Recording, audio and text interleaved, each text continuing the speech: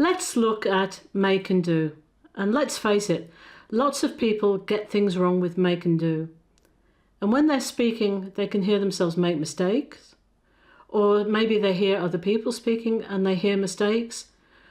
Or maybe you've sat down and you've read your own writing, or your teacher's giving you something and made lots of corrections, and you realise that you're making mistakes.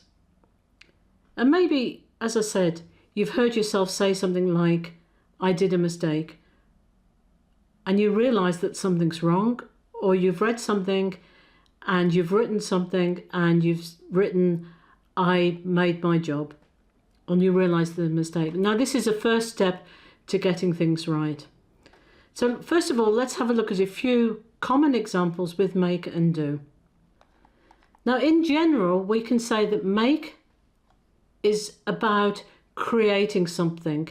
It's about producing something.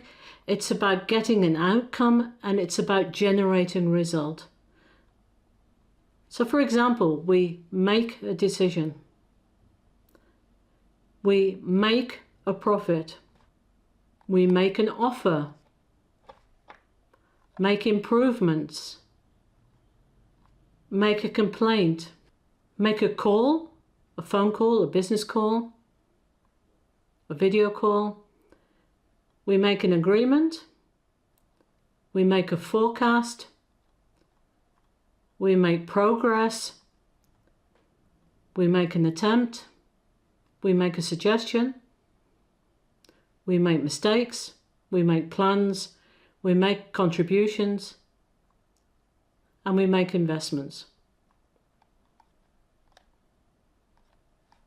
So if you look at these examples, sometimes you will realize that there are some things where you often get it wrong, or you sometimes make a mistake. So how do you get these things right? Well, the first step is really, and it's true of any kind of learning, is to repeat, repeat, repeat. And if you say the examples or you write the examples time and time and time again, eventually that will put the correct version into your head or into your system, and then you'll begin to realize that you're not making mistakes. You can, for example, just try and build your own sentences with some of these examples. So for example, the CEO did a full analysis before we went ahead with the meeting. I must make a phone call to that client before making a final offer. I made a big investment in that company and made a profit. Another really productive thing for you to do is, if you've got the chance and you're working with a teacher or a lecturer and you get back bits of corrected writing, well, don't just look at the writing and think, oh, there's lots and lots of red on the writing. Have a look at the mistakes that you're making and try and make a note of where you're getting things wrong. And then the next step is really to analyze what you write yourself, and get to the stage where you can look at your own writing, and even if you've made a mistake in the writing, that you can correct that and put the correct version in.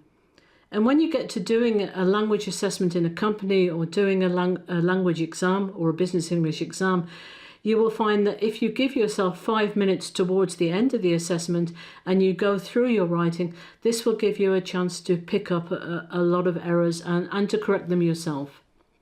So let's go ahead and let's have a look at do. Now, do is much more about activities. It's about performing.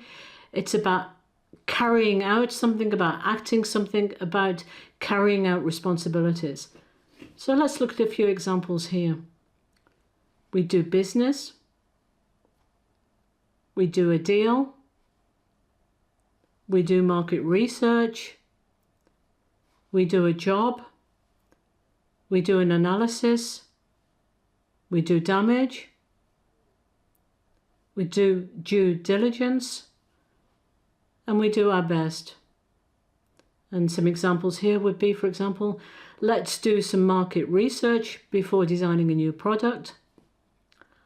I'll do the analysis and email you the results by Friday. They did due diligence before acquiring that company. And if you think about this in general English, for example, we do the cooking and we make a cake. So doing the cooking is a whole activity that we go through, and making a cake gives us a finished product. And when we come to business English, there are areas where this can be quite important. For example, in manufacturing, and you're taking a visitor around a company and you're going to describe the manufacturing process, then you can describe people doing different things. They might be doing the cleaning, they might be doing the painting, they might be doing the final checks. At the same time, machines and people will be making different things. They'll be making components or parts for the product, or they'll be making the final product. So let's look at another example. And let's look at the example of a job interview. Can something like make and do make a difference? Well, for example, let's take an example where the interviewer asks you or tells you to tell me about a time where something went wrong at work. And you're very clear and you're very precise, and you confidently say, well, I made a mistake in a financial forecast, but I took responsibility, did a full analysis, and made a plan to correct it. This is precise, it's clear, and it's very natural. But what if we took another candidate and they said, well, I did a mistake, then I made an analysis, and then I did a plan. Now, this is not the end of the world, but these could be the kind of mistakes that stand out in this kind of situation, in an interview situation.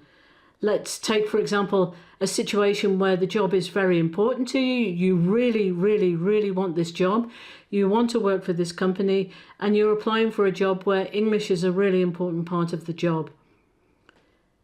Well, being able to speak English very precisely and very accurately can really help you to stand out, to give a good impression of yourself, that you're very precise, that you pay attention to detail, and that you're very confident.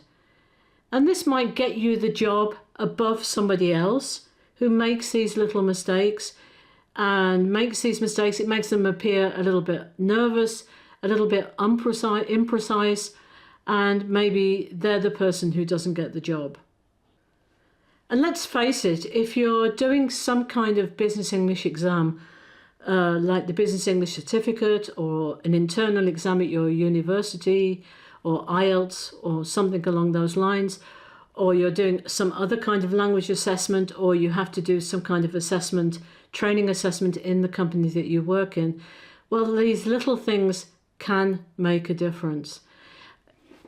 Making a mistake with make and do, and you do that 2 or 3 times in the assessment, that could be the difference of 1% or even 0.5%, and that could be the difference between 2 different grades or 2 different marks, or indeed be the difference between passing and failing the exam. So what are the kind of tests that might be used? Well, it might be simple things like filling in the blanks, and we'll look at an example shortly. You might be asked to do some kind of business role play, like a job interview or a meeting, or you might be asked to write a very important email, a formal email, or even a report.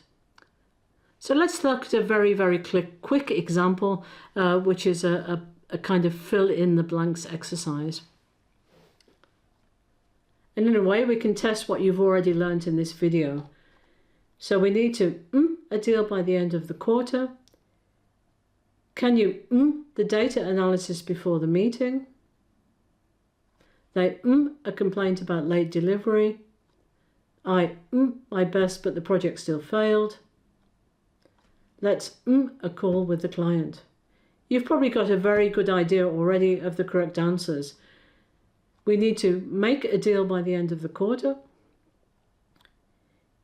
Can you do the data analysis before the meeting? They made a complaint about late delivery. I did my best, but the project still failed. Let's make a call with the client. So just before we finish, let's have a quick word about BELF. BELF is a real thing. It stands for Business English as a Lingua Franca. And if we look at the world of global English, we can see that English is really, it's become a kind of shared tool that everybody uses in business, and it's really not a native language that belongs to anybody. And in some ways, you can argue with some things. If we take the example with information and informations, as a native speaker, I don't really say informations. For me, it's a kind of error. But you can argue that in BELF, in global English, that these little things don't matter. And if we look at make and do, we can really say, well, in some circumstances, does this matter? If I say made a mistake or did a mistake, or I made a plan or I did a plan, you can really argue that there's really not really a big importance in making this kind of error. You understand what I'm trying to say, and I communicate. On the other hand, being able to use language, as I said before, precisely, clearly, naturally, and in many ways confidently, it really helps to build your credibility. It can help you in job interviews, it can help you pass exams, and it can help you build trust in international situations.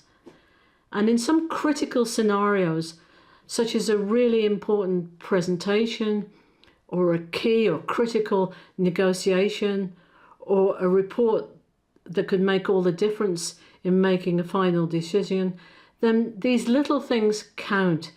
And being able to get things right and get things accurate in your English will really help you with your confidence and to build credibility and to build trust. So let's just recap. Make, in general, we can say that it's about getting a final result, a final outcome. You create something and you have some kind of final product. Do is often about doing an activity. I do the cooking, I do the washing up, I do my homework, I do my job. It's about performing, it's about acting. Practice them, practice them, practice them. Use them in your role plays, in your meetings, in things that you have to write in your business English. And as I said before, if you hear yourself making a mistake or you see something that's not quite right in your writing, then correct it. This will help you in the learning process. So that's all I wanted to say about make and do. Make the right choice. Like this video, subscribe, and have a look at my business English videos to show you how business English works and what's tested in the real world.